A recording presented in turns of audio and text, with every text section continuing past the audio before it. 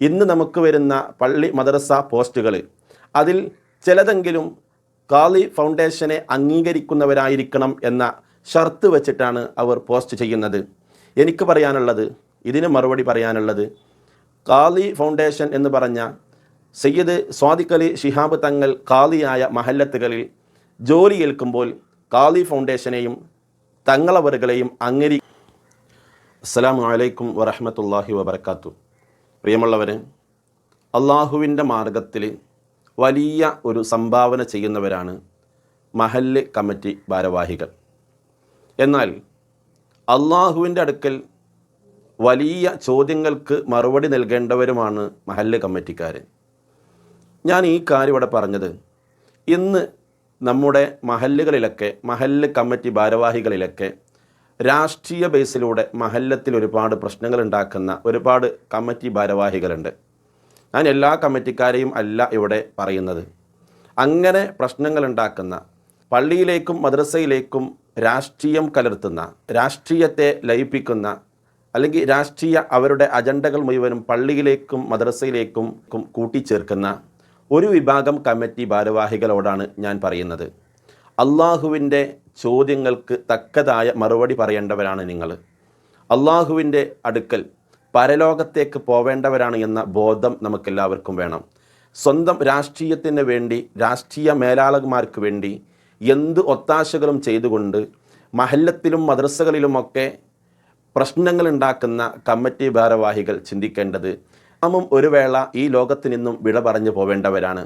നാളെ അള്ളാഹുവിൻ്റെ കോടതിയിലെത്തുമ്പോൾ ഇതിനൊക്കെ നാം മറുപടി പറയേണ്ടവരാണ്. നമ്മൾ ഏറ്റെടുത്ത ഉത്തരവാദിത്തത്തെക്കുറിച്ച് അള്ളാഹു സുബ്ഹാനഹു വ തആല ചോദിക്കുമ്പോൾ തക്കതായ മറുപടി പറയേണ്ടി വരും. നമുക്കറിയാം, ഇന്ന് ഒരുപാട് പ്രശ്നങ്ങൾ നടന്നുകൊണ്ടിരിക്കുകയാണ്, പ്രശ്നങ്ങൾ ഉടലെടുത്തുകൊണ്ടിരിക്കുകയാണ്. ഈ കാരണങ്ങളാൽ തന്നെ രാഷ്ട്രീയ ബേസിലൂടെ ഒരു വിഭാഗം ആളുകൾ ഇത് മുതലെടുത്തുകൊണ്ട് അവരുടെ രാഷ്ട്രീയ പാർട്ടിക്ക് അനുകൂലമായ രീതിയിൽ മഹല്ലത്തുകളിൽ അവർ കയറിക്കൂടുകയും കമ്മിറ്റി ഭാരവാഹികളുടെ കൂട്ടത്തിൽ കയറിക്കൂടുകയും കമ്മിറ്റിയിൽ കയറിക്കൂടിയതിനു ശേഷം അവരുടെ രാഷ്ട്രീയ അജണ്ടകൾ മുഴുവനും നടപ്പിലാക്കുന്ന ഒരു ചുറ്റുപാട്. ഈ അവസ്ഥയിലേക്ക് നമ്മുടെ മഹല്ലുകൾ ആയി പോകാൻ പാടില്ല, നമ്മുടെ മദ്രസ കമ്മിറ്റികൾ ആയി പോകാൻ പാടില്ല. നമ്മുടെ ഇപ്പോഴത്തെ സാഹചര്യത്തിൽ മുസ്ലിം ലീഗിൻ്റെ ഒരു വിഭാഗം ആളുകൾ, ഞാൻ കേട്ടത് ശരിയാണ് എങ്കിൽ ഇപ്പോൾ പല ആളുകളും അവരുടെ അജണ്ടകൾ നടപ്പിലാക്കാൻ ഒരുങ്ങിയിരിക്കുകയാണ്. തുറന്നു തന്നെ പറയാം, ഇന്ന് മഹല്ലത്തുകളിൽ പ്രശ്നങ്ങൾ ഉണ്ടാക്കാൻ വേണ്ടി മുസ്ലിം ലീഗിലെ ഒരു വിഭാഗം ആളുകൾ തുനിഞ്ഞിറങ്ങിയിരിക്കുകയാണ്. കമ്മിറ്റി ഭാരവാഹികളിൽ അവർ കയറിക്കൂടുകയും അവർക്കൊത്ത ആളുകളെ പള്ളിയിലും മദ്രസയിലും നിർത്തുക എന്ന ഒരു അജണ്ടയിലേക്ക് അവർ എത്തുന്നുണ്ടോ ഒരു സംശയമുണ്ട്. ഞാൻ കേട്ടത് ശരിയാണെങ്കിൽ അടുത്ത വർഷം ഖാലി ഫൗണ്ടേഷനെ അംഗീകരിക്കുന്ന ഉസ്താദുമാരെ മാത്രം പള്ളിയിൽ നിർത്തിയാൽ മതി എന്നുള്ള അജണ്ട പോലും വെച്ച മഹല്ല് കമ്മിറ്റിക്കാരുണ്ട് എന്നതാണ് ഞാൻ അറിഞ്ഞത്. അതിന് ഉദാഹരണങ്ങളുമുണ്ട്. ഇന്ന് നമുക്ക് വരുന്ന പള്ളി മദ്രസ പോസ്റ്റുകൾ അതിൽ ചിലതെങ്കിലും ഖാലി ഫൗണ്ടേഷനെ അംഗീകരിക്കുന്നവരായിരിക്കണം എന്ന ഷർത്ത് വെച്ചിട്ടാണ് അവർ പോസ്റ്റ് ചെയ്യുന്നത്. എനിക്ക് പറയാനുള്ളത്, ഇതിന് മറുപടി പറയാനുള്ളത്, ഖാലി ഫൗണ്ടേഷൻ എന്ന് പറഞ്ഞ സയ്യിദ് സ്വാദിഖ് അലി ശിഹാബ് തങ്ങൾ ഖാലിയായ മഹല്ലത്തുകളിൽ ജോലി ഏൽക്കുമ്പോൾ ഖാലി ഫൗണ്ടേഷനെയും തങ്ങളവറുകളെയും അംഗീകരിക്കാൻ തയ്യാറാണ്. പക്ഷേ മറ്റ് പല ആളുകളും ഖാലിയായി നിൽക്കുന്ന മഹല്ലത്തുകളിൽ ജോലി ചെയ്യുമ്പോൾ ഫൗണ്ടേഷനെ ആ മഹല്ലത്തിൽ അംഗീകരിക്കേണ്ട ആവശ്യമില്ല. കാരണം അവിടെ ഖാലി മറ്റൊരാളാണ്. അവിടെ ഖാലി ഫൗണ്ടേഷനെ അംഗീകരിക്കേണ്ടതില്ല, ഖാലിയായ സയ്യിദ് സ്വാദിഖ് അലി ശിഹാബ് തങ്ങളെയും അംഗീകരിക്കേണ്ട ആവശ്യമില്ല. എന്ന് വെച്ചാൽ സ്വാദിഖ് അലി തങ്ങൾക്ക് എതിരാവണം എന്നല്ല. അവിടെ ഖാലിയായി അംഗീകരിക്കേണ്ടത് ആ മഹല്ലത്തിൽ ഖാലിയായി ആരാണുള്ളത് അവരെയാണ്. ഇതാണ് എനിക്ക് പറയാനുള്ളത് ആ വിഷയത്തിൽ.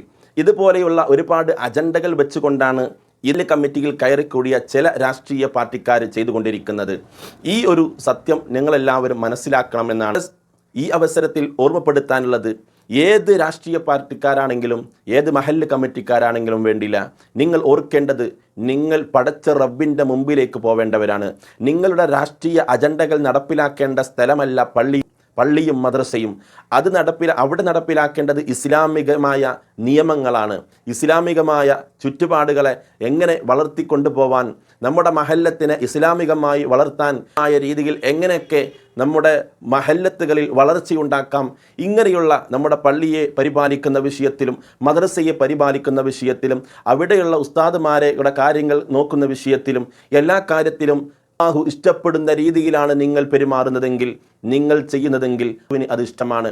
അതല്ല, നിങ്ങളുടെ രാഷ്ട്രീയ അജണ്ടകൾക്കനുസരിച്ചാണ് നിങ്ങൾ പള്ളി മഹല്ല് കമ്മിറ്റികളിൽ കയറിക്കൂടിക്കൊണ്ട് നിങ്ങൾ ഭരണം നടത്തുന്നതെങ്കിൽ അല്ലാഹു നിങ്ങൾക്ക് തക്കതായ ശിക്ഷയുണ്ടായിരിക്കുമെന്നതാണ് ഓർമ്മപ്പെടുത്താനുള്ളത്.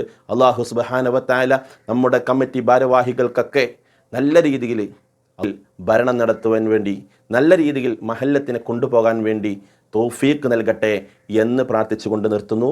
അസ്സലാമു അലൈക്കും വറഹ്മത്തുള്ളാഹി വബറകാതുഹു.